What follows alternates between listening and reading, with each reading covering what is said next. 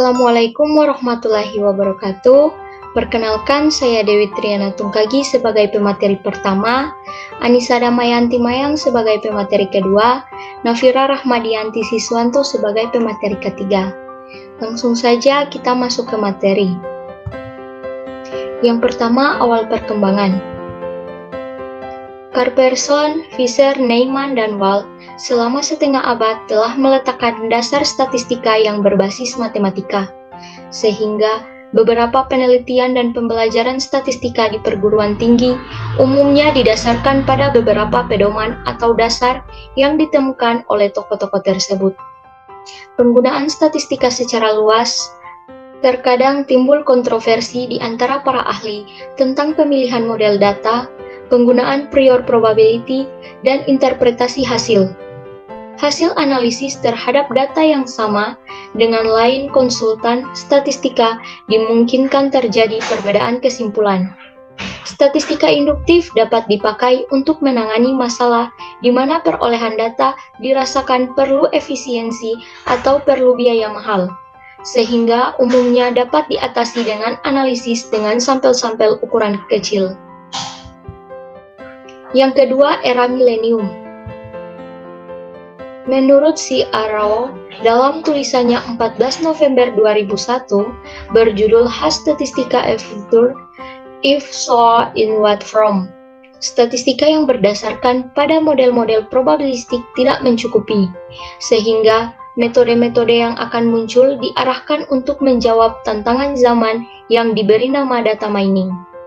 Istilah data mining atau penambangan data ini, menurut Nasution tahun 2002, awalnya berasal dari para ahli ilmu komputer yang dalam sehari-harinya bekerja dalam dunia kecerdasan buatan.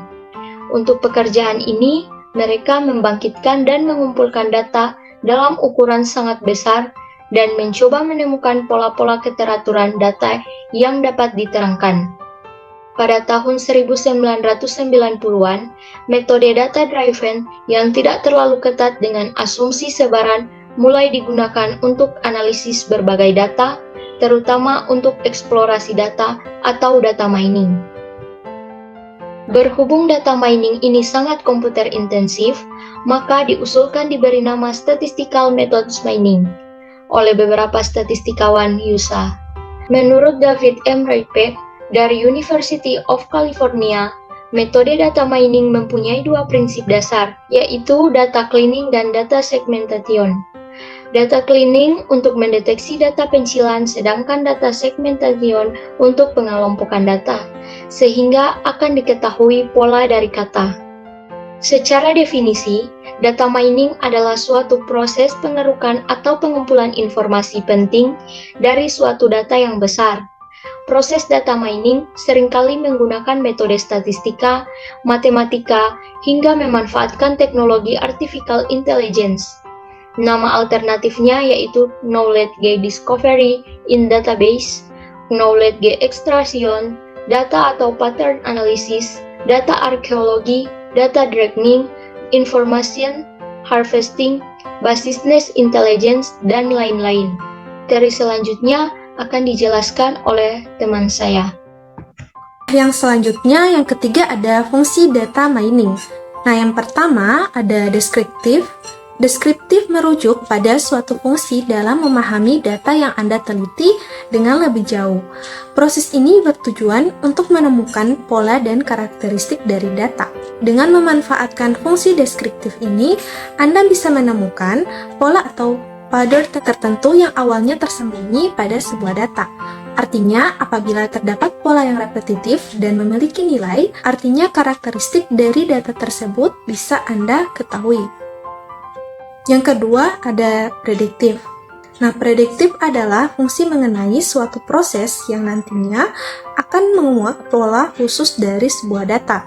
Nah, pola tersebut bisa Anda temukan dari beberapa variabel yang terdapat pada data. Saat sudah menemukan suatu pola, maka pola tersebut dapat Anda gunakan untuk memperkirakan variabel lainnya yang masih belum diketahui nilainya. Inilah sebabnya fungsi prediktif dianggap setara dengan analisis prediktif. Prediktif juga dapat Anda gunakan untuk memperkirakan suatu variabel khusus yang tak ada di dalam sebuah data. Oke, yang ketiga ada asosiasi. Nah, fungsi asosiasi merupakan fungsi data mining di mana Anda bisa proses mengidentifikasi relasi dari setiap data, baik data dari masa lalu maupun saat ini. Yang keempat ada klasifikasi. Nah, klasifikasi berfungsi untuk menyimpulkan beberapa definisi karakteristik pada suatu grup atau kelompok data. Contohnya adalah data pelanggan yang berhenti menggunakan produk Anda karena menganggap produk pesaing lebih memberikan manfaat dan customer value bagi mereka. Nah, yang kelima ada clustering. Nah, fungsi dari clustering ini merupakan proses mengidentifikasi kelompok dari produk ataupun barang yang memiliki karakteristik khusus. Nah, yang keenam ada forecasting atau peramalan kelima. Nah, forecasting ini merupakan teknik peramalan data yang berguna untuk memperoleh gambaran mengenai nilai suatu data di masa yang akan datang atau forecasting. Nah, forecasting ini bisa Anda lakukan dengan pengumpulan informasi dalam jumlah yang besar. Nah, contoh penerapan forecasting adalah data terkait peramalan jumlah permintaan terhadap seasonal produk pada musim tertentu. Nah, fungsi yang terakhir ada fungsi sequencing, yaitu proses identifikasi tiap hubungan yang berbeda pada periode waktu tertentu. Nah, contohnya adalah data pelanggan yang melakukan repeat purchase suatu produk tertentu secara berulang dalam customer life cycle. Nah, selanjutnya akan dijelaskan oleh rekan saya. Materi yang keempat yaitu penerapan data mining di abad 21. Yang pertama yaitu market analysis dan manajemen.